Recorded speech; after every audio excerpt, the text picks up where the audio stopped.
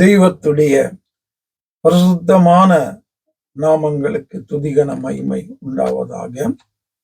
ஜீவ வார்த்தைகள் என்கிறதான இந்த நிகழ்ச்சியின் மூலமாக சத்தியத்தை சத்தியமாய் பேச தேவன் பாராட்டுகிற கிருபைகளுக்காய் அவருக்கே துதிகன மகிமை உண்டாவதாக.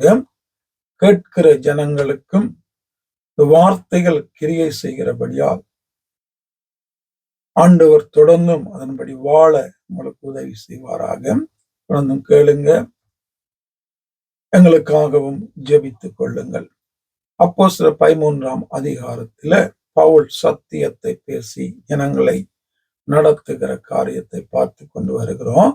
நேற்றைய தினத்துல ஜூதர்கள் இவர்களை எதிர்த்து நிற்கும் போது முதலாவது உங்களுக்கு தேவ வசனத்தை சொல்ல வேண்டியதா இருந்தது.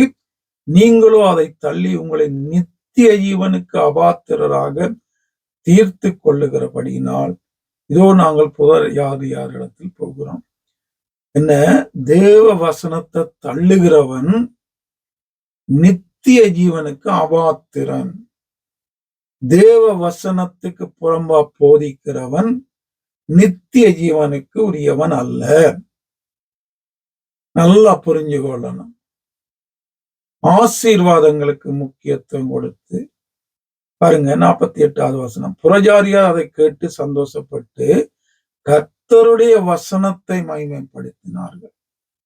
பாருங்க, பவுல மகிமைப்படுத்தல, அவரால் அற்புதங்கள் செய்த அதிசயம் அதெல்லாம் மகிமைப்படுத்தல. அங்கே தேவ வசனம், கர்த்தருடைய வசனத்தை மகிமைப்படுத்தினார்கள். நித்திய ஜீவனுக்கு நியமிக்கப்பட்ட அவர்கள் விசுவாசித்தார்கள். 49வது வசனம், கர்த்தருடைய வசனம் அத்தேசமெங்கும் பிரசித்தமாயிற்று. வசனத்துக்கு முக்கியத்துவம் கொடுக்கும் போது நிச்சயமாய் அந்த வசனம் ஜனங்களை சந்திக்கும், தொடும், மாற்றும், ரட்சிக்கும். அந்த வார்த்தை தெய்வமாய் இருக்கிறபடி அதுக்கு சகல அதிகாரம் வல்லமை உண்டு. ஆசீர்வாதங்களுக்கு முக்கியத்துவம் கொடுத்து போதிக்கிறோமே, பிரசங்கிக்கிறோமே. ஆசீர்வாதமாய் இருக்கிற ஒருவனை எப்படி அநேக புறஜாதிகள் ஆசீர்வாதமாய் இருக்கிறாங்க. அப்ப நீ ஆசீர்வாதத்துக்கே முதலிடம் கொடுத்து நீ போதிக்கிறியே, புறஜாதிகள் ஆசீர்வாதமாய் இருக்கிற புறஜாதிகளுக்கு நீ எப்படி ஆசீர்வாதத்தை போதித்து அவர்களை தேவனுக்கு நேராய் நடத்த போகிறாய்? அற்புதங்கள் சுகங்களுக்கு முதலிடம் கொடுத்து போதிக்கிறியே, சபையை நடத்துறியே, ஊழியங்களை செய்யறியே. அற்புதங்கள் தேவைப்படாதவன், சுகம் தேவைப்படாதவனுக்கை எப்படி நீ ஆண்டவருக்குள்ள நடத்துவ? யோசிக்கணும். வாக்கு தத்தங்களுக்கு முக்கியத்துவம் கொடுத்து ஊழியங்கள், காரியங்கள், சபைகளை நடத்துறியே. அங்க எல்லா விதமான ஆசீர்வாதங்களோடும் வாக்கு தத்துவங்களோடும் வாழுகிற அநேக புறஜாதிகள் உண்டு. எங்களை விட நல்லா இருக்கிற பணத்தோட, சுகத்தோட, ஆசீர்வாதங்களோட இருக்கிற அநேக புற மதத்தார் உண்டு. இவங்களை நீ எப்படி உன்னுடைய ஆசீர்வாத போதனையையும் அங்கே வாக்கு தத்த போதனையும் கொண்டு, அங்க சுகத்தையும் கொடுக்கிற போதனையும் கொண்டு எப்படி நீ இவனை ஆண்டவருக்குள்ள நடத்துவ? அங்கே ஆத்மாவை எப்படி நீ, இவங்களுடைய ஆத்மாவை எப்படி நீ சந்திப்ப?